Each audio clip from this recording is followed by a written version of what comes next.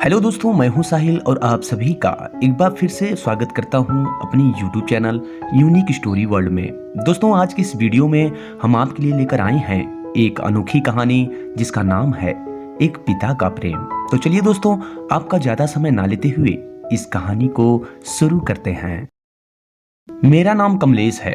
मैं पेशे से एक अध्यापक हूँ और मुंबई में रहता हूँ और यहीं के एक कॉलेज में मैं बच्चों को पढ़ाता भी हूँ।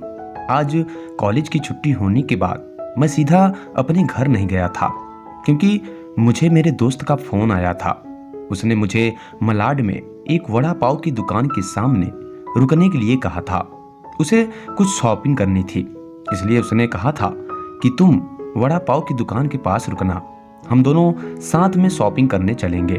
और वैसे भी हम दोनों हमेशा एक साथ ही शॉपिंग करने जाते थे। उस दुकान के पास पार्किंग के लिए कुछ लोहे के एंगल लगे हुए थे।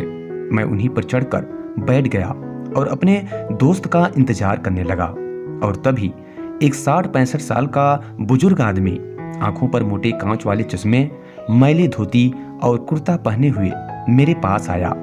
मैं लोहे के एंगल्स पर 2-3 फुट की ऊंचाई पर बैठा था।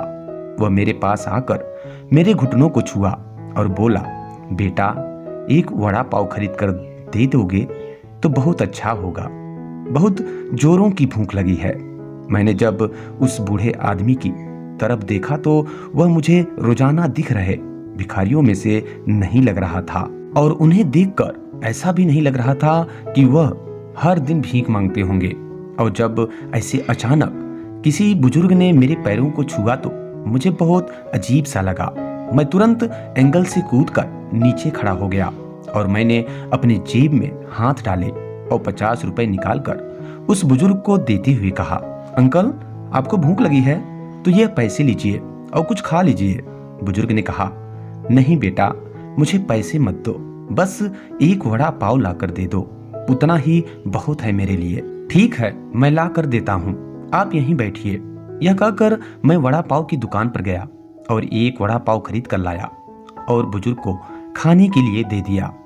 बुजुर्ग नीचे बैठकर वड़ा पाव खाने लगे और मेरी तरफ देखकर वह बोले, ऊपर मत बैठो बेटा, गिर जाओगे, यहाँ बैठो मेरे पास। कोई साथ बैठेगा तो मैं भी 2 निवाले अच्छे से खा लूंगा। मैं उनका कहना टाल नहीं पाया और उनके साथ ही बैठ गया। फिर मैंने ऐसे ही उनसे सवाल करना शुरू किया कि कहाँ से आए हैं, कहाँ जाएंगे, किससे मिलने आए हैं, वगैरह वगैरह। मेरी बात सुनने के बाद वे बुजुर्ग बोले, बेटा, मैं इलाहाबाद से आया हूँ, वहाँ मैं एक छोटे से गांव में रहता हूँ। यहाँ मुंबई में मेरा तुम्हारे जितनी उम्र का एक बेटा है, वह एक बड़ी कंपनी में इंजीनियर है, उसी से मिलने आया हूँ। 2 साल पहले उसकी शादी हुई थी, लव मैरिज। बहू पढ़ी लिखी है और नए विचारों वाली है। उसे सास ससुर यानी कि हम पति पत्नी गंवार लगते हैं, इसलिए हमारे साथ रहना उसे अच्छा नहीं लगता। इसलिए मेरा बेटा अब अलग रहता है, यही मुंबई में 2 सालों से। परसों मेरे इस मोबाइल पर उसका फोन आया था, कह रहा था अमेरिका में नौकरी मिली है उसे, बीवी को लेकर जा रहा है अमेरिका 10 साल के लिए। यहाँ मुंबई में था तो 6 महीने में एक बार आता था हम बूढ़े बूढ़ी को मिलने के लिए। अब इतने दूर प्रदेश जा रहा है, एक बार मिलने के लिए आओ बोला तो अब समय नहीं बचा है, परसों फ्लाइट में बैठकर जाना है, कहता है। अब 10 साल के लिए जा रहा है, पता नहीं तब तक हम जिएंगे या मरेंगे, इसलिए सोचा कि खुद ही जाकर उससे मिल लेता हूँ। कल शाम से एयरपोर्ट को ढूंढ रहा हूँ, लेकिन यहाँ के लोग कहते हैं कि इस एरिया में एयरपोर्ट है ही नहीं। बुजुर्ग ने एड्रेस वाली चिट्ठी मेरे हाथ में देते हुए कहा। उनकी बात सुनकर मैंने कहा, लोग सच कह रहे हैं, एयरपोर्ट यहाँ नहीं है, वो तो सांता क्रूज में है। बुजुर्ग ने मेरी तरफ देखकर कहा, लेकिन परसों जब बेटे का फोन आया था तो उसने यही पता लिखवाया था मुझे। लगता है यह फोन भी खराब हो गया है, फोन ही नहीं आ रहा है बेटे का। मैंने बताया था उसको कि मैं उससे मिलने आ रहा हूँ मुंबई। कहते हुए बुजुर्ग ने मोबाइल मुझे देखने के लिए दिया। अब मेरे एक हाथ में चिट्ठी और एक हाथ में मोबाइल था।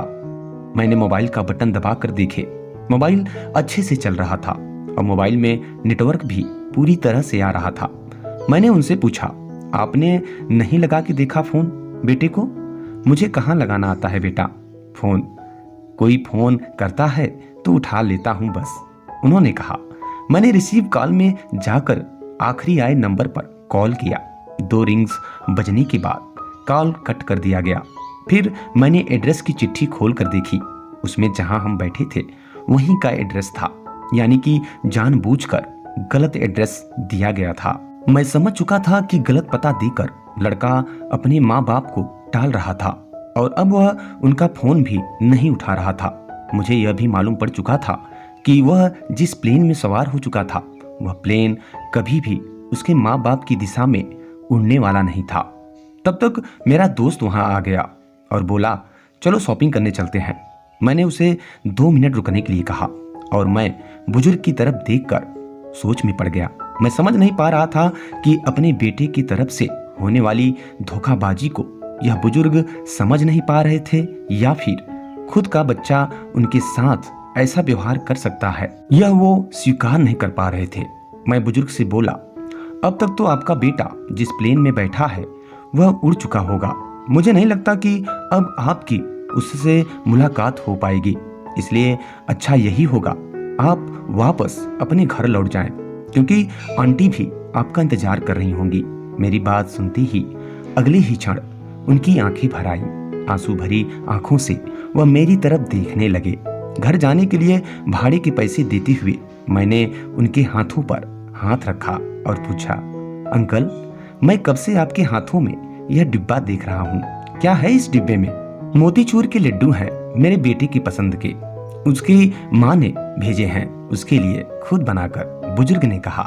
उनकी यह बात सुनकर मुझे ऐसा लगा कि मानो किसी ने खंजर से मेरे दिल को चीरकर मेरे अंतःकरण को लहूलुहान कर दिया हो, ऐसी मेरी हालत हो गई थी।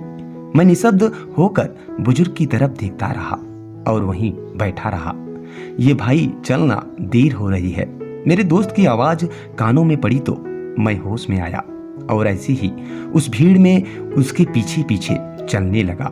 घर पहुंचकर आधी रात तक मैं सो नहीं पाया। रह रह कर एक ही सवाल मेरे मन में उठ रहा था। एक वड़ा पाव की भीख मांगने वाला वह बेचारा आदमी भूख से बेहाल होने के बावजूद भी अपने साथ लाए उस मोतीचूर के लड्डुओं में से एक लड्डू खुद नहीं खा सकता था क्या? अपने बेटे से इतना प्यार। तो दोस्तों, इस वीडियो में बस इतना ही। उम्मीद करते हैं ये कहानी आपको पसंद आई होगी। अगर दोस्तों कहानी पसंद आई हो तो इसे लाइक करें और चैनल पे पहली बार विजिट कर रहे हैं तो सब्सक्राइब कर लें और बेल आइकन को जरूर प्रेस कर लें, ताकि हमारे द्वारा अपलोड किए हुए लेटेस्ट वीडियो का नोटिफिकेशन आपको सबसे पहले मिल सके।